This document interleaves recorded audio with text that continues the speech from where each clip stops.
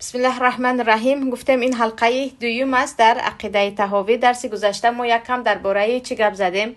درباره معنای عقیده گپ زدیم و این چنین درباره امام طحاوی گپ زدیم و درباره ابن ابوالعز گپ زدیم که این دو علمای مشهور مذهب ابو حنیفه رحمت الله علیه در فقه هستند، اما در عقیده گفتیم الحمدلله اهل سنت و جماعت تقریبا از همدیگر فرق نمی کنند و فرقی که دیگر گروه هایی که زیادشان خود را اهل سنت و جماعت میگویند، اما در مسئله های اصول عقیده، مثلا در مسئله تقدیر، در مسئله ایمان و کفر، در مسئله اسما و صفات الله، در مسئله اهل بیت و اصحاب پیامبر با اهل سنت خلاف هستند، یعنی در مسئله های اصول خلاف هستند. اگرچه خود را اهل سنت و جماعت گویند، هم دیگر اهل سنت و جماعت شده نمیتوانند. و اساسا خواهران عزیز، نفرانی که عقیدهشون عقیده اهل سنت و جماعت نیست، در یکی از همین چهار چیز یا در هر چهارش با اهل سنت و جماعت در خلاف هستند: در مسئله ایمان و کفر، در مسئله اسماء و صفات الله، در مسئله تقدیر و در مسئله اهل بیت و صحابه ها که انشاءالله کم کم همش رو خوانده میرویم. اکنون خواهران عزیز، ما گفته بودیم اولا درباره عقیده صحبت کردیم. بعضیا باز نوشتند شما معنای عقیده رو نفهماندید، ولی چندین بار گفته گذاشتیم که کلمه عقد در زبان عربی چه است؟ بستن است. و عقیده اون چیزی که انسان در قلبش باوری دارد بدون هیچ شک. عقیده من این است که الله یگانه است، یعنی من هیچ شک به این ندارم. آره، عقیده اون چیزی که در قلبت به آن باوری داری و یگان شک شبهه آن را در بر نمیگیرد، در این باره بود. و این چنین خواهران عزیز، در این باره صحبت کرده گذاشتیم که ما گفتیم بعضی ها، یعنی بعضی طایفه هستند که میگویند انسان طریقه به اسلام در آمدنش شروع می شود با شک کردن، یعنی یکی شک میکنه که الله هست یا نیست، بعد از این درست نگاه میکنی، بعد از این ایمان می آوری. یعنی همین گونه گپ ها رو بعضی ها میگویند، در حالی که ما چی میگوییم؟ انسان بعضی ها شک میکنند و هیچ صاحب یقین نمیشوند، یعنی انسان رو با لا اله الا الله محمد رسول الله گفتن به اسلام داخل میشود. اون اول شک کن، اول نگاه کن، اول ببین، این چیزها در ما نیست، چون پیامبر صلی الله علیه و سلم هر نفری رو که دعوت میکردن دعوتشان به سوی لا اله الا الله محمد رسول الله بود. اکنون اینجا در نزد تقریبا تمام فقها خودی شرح دهنده کتاب هم میگویند یک نفر رو دیدی که یک کاری که مخصوص مسلمان ها هست کرده ایستاده است، مثلا یک نفر رو دیدی نماز خوانده ایستاده است، یک نفر رو دیدی حجاب اسلامی دارد، یک نفر رو دیدی میگوید من روزدار هستم، یک نفر رو دیده ایستاده میگه که من زکات مالم رو داده ایستادم، پول من به همین مقدار رسید، او مسلمان است. یعنی کنی باز شهادت لا اله الا الله گفت یا نگفت نمیگویی، برای اینکه پیامبر صلی الله علیه و سلم یا صحابه های پیامبر به هر جای برای جنگ میرفتن، در صبح انتظار میشدن که آواز اذان می آید یا نه. اگر آواز اذان رو میشنیدن میگفتن اینها همه مسلمانند و جنگ اعلان نمیکردن. و ابن ابوالعز هم میگن یک نفر رو دیدی که یک کاری که مسلمان ها انجام میدید عیناً مثل مسلمان ها انجام داده ایستاده است و او شک نمیکنی در اسلامش، مگر اینکه او با خودش، با زبانش، با کارش چیزی رو معین کرد که او این کارو همچون اعتقادی نکرده ایستاده است. بعدن گفتیم درباره توحید شروع کردن و گفتند چی بود؟ توحید به 3 تقسیم می شود. آره، و توحید در صفات یا توحید اسما و صفات و توحید ربوبیه و توحید الهیه هم میگویند، الوهیه هم میگویند. و اینجا کلام فی صفات گفته صحبت کرده هستند، مسئله نام ها و صفات های الله. خواهران عزیز، این نام الله هست، این صفت الله هست. مثلا صمد، مثلا احد، مثلا حی، مثلا قیوم، مثلا متین. آره، از کجا میدونیم که این نام الله هست یا این صفت الله هست؟ این رو ما یا از آیت هایی که الله خودش خبر داده است که این صفت من است، یا از حدیث هایی که پیامبر برای خود گفت، پیامبر به ما خبر دادن که این نام الله هست، این صفت الله هست، ما چیکار میکنیم؟ میفهمیم. یعنی نام الله بودن، صفت الله بودن رو ما از آیت قرآن یا از احادیث پیامبر میدانیم. در مسئله نام ها و صفات های الله در نزد ما اهل سنت و جماعت و منهاج یا گفتیم راه روش محمد صلی الله علیه و سلم و صحابه های پیامبر هم این بود که نام را از نام های الله اگر دیدیم، صفت را از صفت های الله وقتی خواندیم، بعضی نام و صفت هر دو یک است. آره، بعضا در بعضی مسئله ها صفت ها جدا می شود که در بارش می خوانیم انشاءالله. مثلا هو الحی الذی لا یموت، هو الرحمن الرحیم. ها در باره این صفت ها خواندیم، به همش ایمان می آوریم. ما میگیم الله به خود صفت من گفت، نام من گفت، این صفت الله هست، این نام الله هست. بعضیش رو معنایش رو درک میکنیم، فهمیده میتوانیم، مانند سمیع، شنوا، بصیر، بینا. بعضی دیگرش هست که ما فقط ایمان می آوریم، یقین داریم که از آن الله هست، اما چطور بودنش رو عقل ما نمیگیرد، مانند صفت دست، ید، یا صفت رجل، یا صفت چشم. مثلا این کلمه هایی که ما چی میگیم، ما چون الله به خودش ثابت دانست و گفت که از آن الله هست، یا گفتیم صفت الله هست، ایمان داریم. درباره چگونگی است، چون پیامبر هم کفت و کاو نکردند و عقل آدمی زاد نمیگیرد، ما هم کفت و کاو نمیکنیم، اما یقین داریم. مشکل این است که خواهران عزیز در این مسئله طایفه هستند یا نه چند گروه هستند، بعضیشان همه صفات های الله را انکار میکنند، میگن الله واحد است، یک تا هست، هیچ صفت ندارد. اینها اساسا جهمی های اساسی هستند، در بارشان حاضر میگویم. یک طایفه هستند که میگن الله فقط 7 صفت دارد، بقیه صفت هایی که در قرآن آمده است معناش رو دیگر میکنند. مثلا صفتی که ید، دست آمده است، یا میگن معناش قدرت است، معناش قدرت است. صفتی که مثلا بالا شدن است، معناش بالا رو از آن خود کردن است. یعنی همین گونه معنای صفت ها رو چی میکنن؟ تغییر میدهند. یا بعضیشون تماما این صفت به الله زیبنده نیست، گویان عموما بعضی صفت های الله انکار میکنند. یک گروه هستند که همه صفات های الله چیکار میکنند؟ انکار میکنند، دیگر یا معنا میدهند. بعضیشون است که نصف صفت الله رو میگن نه این صفت الله هست، نصف دیگرش رو میگن نه این به الله زیبنده نیست، به این دیگر معنا دادگی هستند. بعضی دیگر هستند که با شمار صفت ها رو گرفتگی هستند. یعنی در این مسئله صفت های الله رو همان گونه که در قرآن و حدیث آمده است به الله ثابت دانستن چی است؟ مردم گروه هستند. این گروه ها یعنی اختلاف اساسیشون با اهل سنت و جماعت در همین است. در مسئله چی است؟ در مسئله صفات ها. در مسئله تقدیر هم بعضیشون هستند، حالی میخونید همینقدر خنداور است که مثلا چی کار خواهم میکنم این تقدیر است، گویا میگشتگیشون هست. یک گروه دیگر هم هستند که میگن الله تماما یعنی همه چیز در دست خودم است، به تقدیر رابطه ندارد. همین گونه در مسئله تقدیر هم تماما گمراه شدگان هم هستند. بیایید حاضر اینجا که مؤلف گفتن توحید اسماء و صفات هست، توحید ربوبیت هست، توحید الوهیت هست، کو تو حقیق درباره توحید اسماء و صفات را چگونه گروه برآمدند و عموما انکار کردن صحبت کردگی هستند.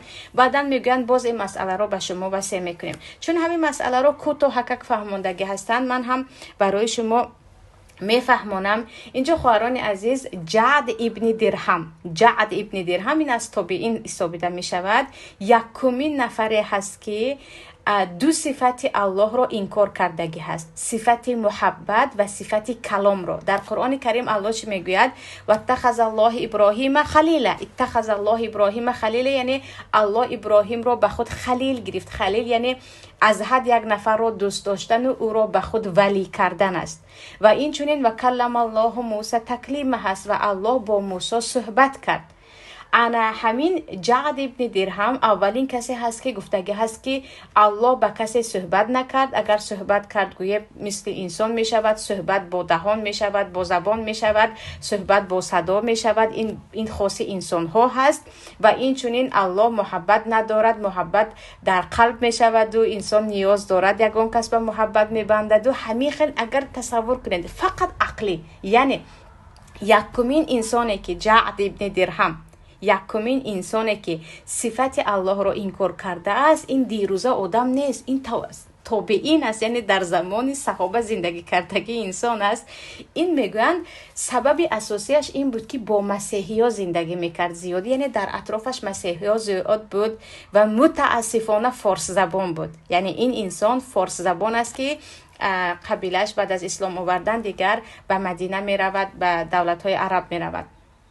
جعد ابن درهم خواهران عزیز چی میگوید؟ نه یعنی وقتی که الله گپ میزند دیگر گپ زدن کلام مثل انسان می شود ممکن نیست. محبت هم این چیز برای انسان ها هست، الله به محبت نیاز ندارد. ببینید چرا استفاده کرد؟ عقل رو.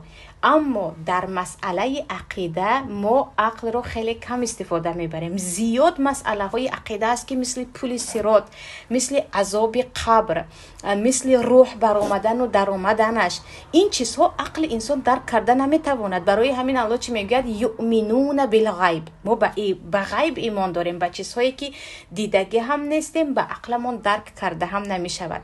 و اولین یعنی نفری که در این مسئله در مسئله صفت الله رو انکار کردن پیدا شد جعد ابن درهم بود که چی بود؟ فلسفه‌جی یا گفتیم علمی کلام میگن. علمی کلام همه چیز میخوان با عقل خود پیدا کنند. حاضر هم همین گونه انسان ها هستند، هر چی گفتید عقل خود را کار میفرمایند که گویا با عقل ما همه جا میرسیم.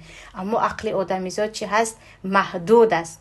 عقلی آدمیزاد محدود است. همه چیز رو انسان با عقلش دریافت کرده نمیتواند، علل خصوص در مسئله های صفت های الله. بعضی صفت های الله رو معناش رو 100% میفهمید، اما چی خیل بودنش رو باز عقل ما نمیگیرد، چون عقل انسان محدود است. یعنی جعد ابن درهم خواهران عزیز اولین نفری است که چی میگه؟ همین دو صفت، دیگه صفت ها بماند، فقط همین دو صفت الله میگوید به الله زیبنده نیست. و این انسان رو خالد ابن عبدالله بود خطا نکنم، خلیفه همان زمان خالد ابن عبدالله در عید قربان گردن میزند، میگه شما همه قربانی بکنید، من جعد را قربانی میکنم چون چیکار کرده ایستاده است؟ نفری هست که صفت الله را انکار کرده ایستاده است. از شاگردان همین جعد خواهران عزیز جهم ابن صفوان است. جهمی یعنی چی میگویند؟ طائفه جهمی هست. الله هدایت کند بعضی برادرها که رو خواهند جهمی هستی میگویند. جهم از شاگردان همین جعد است که این انسان در دست همین جعد استادش جه و جد، یعنی در یادتان اگر نام استادن خواهد نگاه کنید، جهم ابن صفوان هم از خراسان است، از طرفای خودم و فارس زبان. این انسان هم خیلی چیزها رو به عقل خود پیدا میکنم، گویان رفته همه صفت های الله رو انکار میکند. چه خیلی انکار میکند؟ میگوید الله سمیع، الله شنواست. گویا که چی میگوید؟ الله چیزی دیگر، سمیع چیزی دیگر است. اگر الله سمیع گفتیم ما گویا دوتا الله داریم، ما موحد هستیم، ما یگانه الله رو میپرستیم، سمیع رو یک طرف گیرید. اگر الله سمیع اون بصیر، الله شنوا و بینا است گوییم، شنیدن رو گویا یک خدا، دیدن رو یک خدا، الله رو یک خدا میگوید و چی میگوید؟ این سه تا شد. تماما به این باور کرده نمی شود. یعنی آدمی مسلمان نباید به این چیزها باور کند. الله یگانه هست، تمام صفت الله رو این آدم انکار میکند و در همان زمان، یعنی در آخرهای عصر 1 هجری و عصر 2 هجری، اگر مرگش 128 هجری باشد، تصور کنید حال زمانی نیست که عموما یعنی تابعین های کلان از دنیا رفته باشند. این انسان شاگردهای زیاد پیدا میکند که از یکمین یعنی گمراه شده، از دین کلا خارج شده رفتنشان چه هست؟ تمام صفت های الله انکار میکنند. یعنی گویا که یک صفت الله رو اگر ما به الله اثبات کنیم، گویا که یک تای دیگر نعوذ بالله الله هست گفته ایستاده باشیم. چی میگوید؟ الله سمیع، اون گفته سمیع با گوش میشود، گوش به این نیاز دارد، الله به شنیدن نیاز ندارد، الله گوش انمیخ رفتن میگیرد. و نگاه کنید باز مصیبت به کجا هست؟ به عقل، به علمی کلام و فلسفه. یعنی به عقلم من چیکار میکنم؟ من به عقلم همه چیز رو درک میکنم. خودت عقلت هست، فکر کن چخیل الله میتواند دست داشته باشد. خودت عقلت هست، فکر کن چخیل الله میتواند ببیند، در حالی که برای دیدن چشم لازم است. در چشم این چیزهاش هست. یعنی انمی خیر چی میشوند؟ اینها گمراه میشوند. و اینجا ابن ابوالعز هم چی میگویند؟ ما میگویند اصلا هرگز مثل جهمی ها نیستیم. جهمی ها به کی برمیگردد؟ به جهم ابن صوفانی که از خراسان بود و یکمین نفری که تمام صفات الله رو چی کرد؟ انکار کرد و استادش جعد ابن درهم بود و مرگش سال 128 هجری هست. یعنی از جهم ابن صوفان، یعنی همون نفری که همین عقیده رو برآوردگی است. بعد اینها خواهران عزیز چی میگویند؟ یک صفت رو اثبات کرده، یک گویا که یک خدای دیگر هست و هرگز اهل سنت و جماعت در این مسئله همراه اینها نیستند. و مسئله دیگر خواهران عزیز، نصرانی ها رو اگر دانید، نصرانی ها چی میگویند؟ الله یگانه است و باز به دوی دیگر تقسیم شده است، پناه به الله، جبرائیل و عیسی. اینها سه تا رو وحدت الوجود میگویند. همین خیلی نیست، یعنی الهیت در بین همین سه تقسیم شده است. الله یعنی بالا الله، بعد جبرائیل، بعد عیسی میگویند. یک طایفه مسلمان ها هم بودند و تا حاضر بعضی چیزها مثل آنها شنیده می شود. میگویند خدا در قلب همه ما هست. چه خیلی یعنی کی رو نبینی در دل وی خدا هست، به معنای اینکه محبت الله گفته چیزی دیگر نه، خدا در همه جای هست، در زیر بالشتت هم هست اگر این خیلی باشد. نه، الله با علمش، با احاطه کردنش که تو را میبیند، تو را میشنود، از تو با خبر است، در همه جا را در بر میگیرد. اما خود الله در درون قلب تو هم جایگیر است. این تماما چی است؟ از عقیده هم بیرون و از عقل هم بیرون. همین گونه یک گروه دیگر هم بودن که چی میگویند؟ از اینجا میگویند از مسیحی ها هم بدتر هستند که مسیحی ها میگویند الله به سه تقسیم شده است. یک گروه مسلمان ها هستند که به نام مسلمان چی میگویند؟ الله در همه جایها هست، در حالی که بعضیشون میگن در داخل فرعون هم الله بود. وقتی که فرعون من خدایم گفت خطا نکرد، چون که در دل وی هم چی است؟ فرعون است، نعوذ بالله. بعد همین گونه درباره یعنی جهمی ها یا گفتم طایفه که انکار میکردن نام های الله و صفات های الله رو با هم صحبت کردیم. بعد از این می آییم به توحید ربوبیت. درباره توحید ربوبیت چی گفته بودیم؟ الله خالق همه چیز هست. آره، الله سازنده کل مخلوقات، خالق کل مخلوقات و بسامان رساننده، مدبر میگویند، تدبیر کننده تمام مخلوقات است. وقتی که درباره همین چیز، یعنی این که الله خالق زمین و آسمان است صحبت میکنیم خواهران عزیز، تقریبا در روی زمین یگان انسانی با عقل پیدا نمی شود که بگوید زمین و آسمان بدون خدا ساخته شده است. همین خیلی نه؟ نامش رو الله نمیگویند. یکی میگویند یک ترکیش شد و زمین و دنیا پیدا شد، اما ترکیش رو دیگر خدا میگویند. یکی میگویند طبیعت بود که زمین و آسمان رو ساخت. بعضی دیگر ها مثلا زردشت ها، مجوس ها میگویند ما دو خدا داریم، نور و تاریکی. نور است که زمین و آسمان رو به دنیا آورده است، تاریکی نه. یعنی آنها هم الله نگویند، هم باز باور دارند که زمین و آسمان چی دارد؟ سازنده دارد.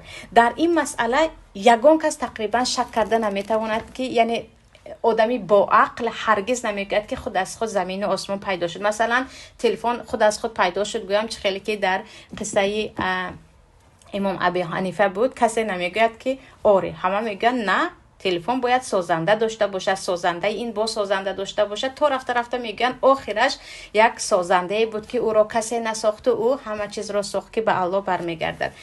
و تمامی پیامبرانی که آمدن خواهران عزیز، مقصدشون این که الله هست گفته به مردم برسانند، یا این که الله که شما میدانید که هست آن را عبادت کنید.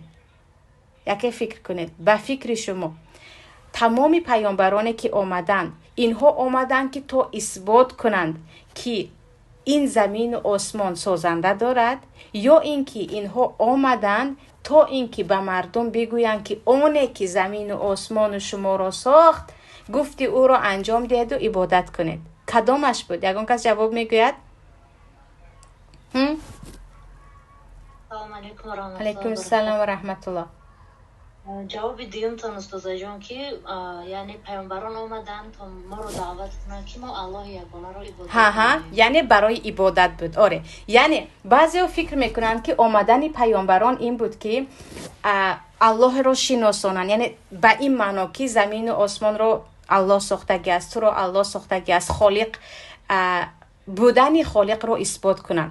در حالی که پیش از این هم گفته بودیم خودی فرعون هم میدانست که او سازنده زمین و آسمان نیست. آره، و خودی مثلا آنهایی که دیگه پیامبران رو این کار میکردن مثل قوم صالح و ثمود و اینها قسم میخوردن که قسم به الله فردا میرویم تو رو نابود میکنیم.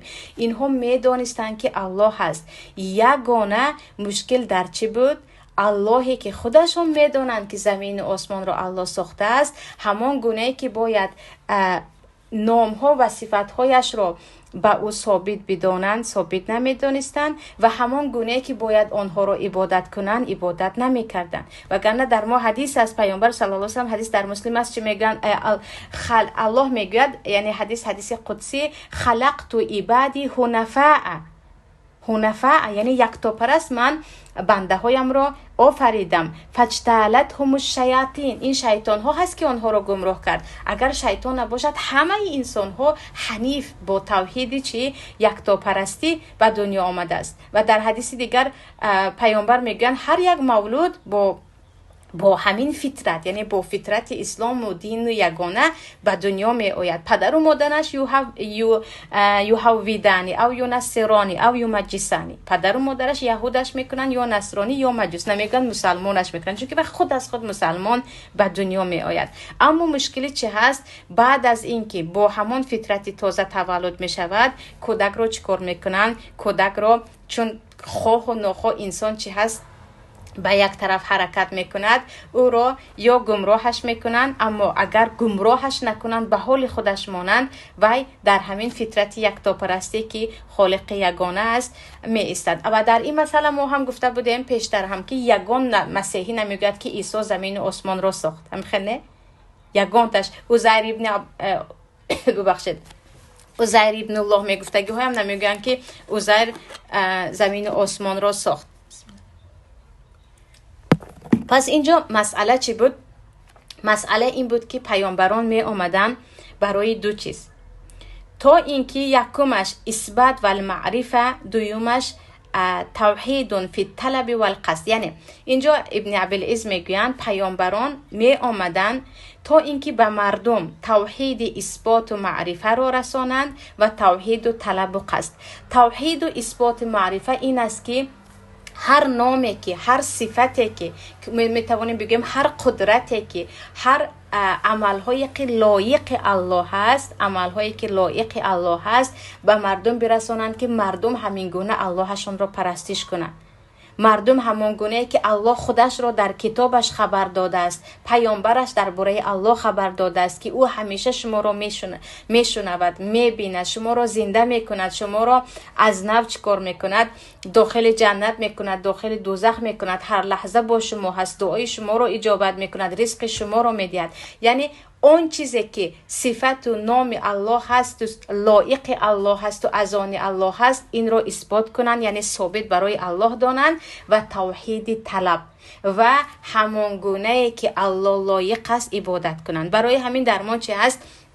آیات های زیاده هست. الله لا اله الا هو الحی القیوم هو الرحمن الرحیم. یا در سوره فاتحه چه هست؟ مالک یوم الدین، قل هو الله احد. اکثریت آیات های قرآن کریم را نگاه میکنید که آیات های چه هست؟ درباره نام ها و صفات های الله می آید. برای چی به فکرتون؟ برای اینکه شما این نام و صفات ها که الله را شناسید، با همین نام و صفات ها الله را پرستش کنید. یک مسلمانی که یقین دارد که عین حال الله او را میبیند، میشنود، قادر است زندگیش را کلا تغییر دهد، او تماما دیگر زندگی دارد. برعکس یک مسلمانی که در دل شک دارد که مگر الله میتواند زندگی مرا تغییر دهد، مگر الله حاضر مرا میبیند، این همه انسان ها هستند، مگر الله حاضر دعای مرا میشنود، چقدر دعا کردم نشنید. یعنی تصور کنید نام و صفات های الله را دانستن و به آن ایمان آوردن و هیچ شک و شبهه درباره آن نداشتن، زندگی شما، عبادت شما را تغییر میدهد. برعکس کسایی که خبر هم ندارند که الله چه هست، این گونه صفات های دارد، مثل صفات هایی که یک و یک بار زندگی تو رو تغییر دادن قادر است، شاهد است به هر کاری که میکنی، رقیب است یعنی پیگیر است، هر کاری که تو میکنی میبیند و میداند و لحظه به لحظه از زندگی تو غافل نیست. یعنی این رو میخواستن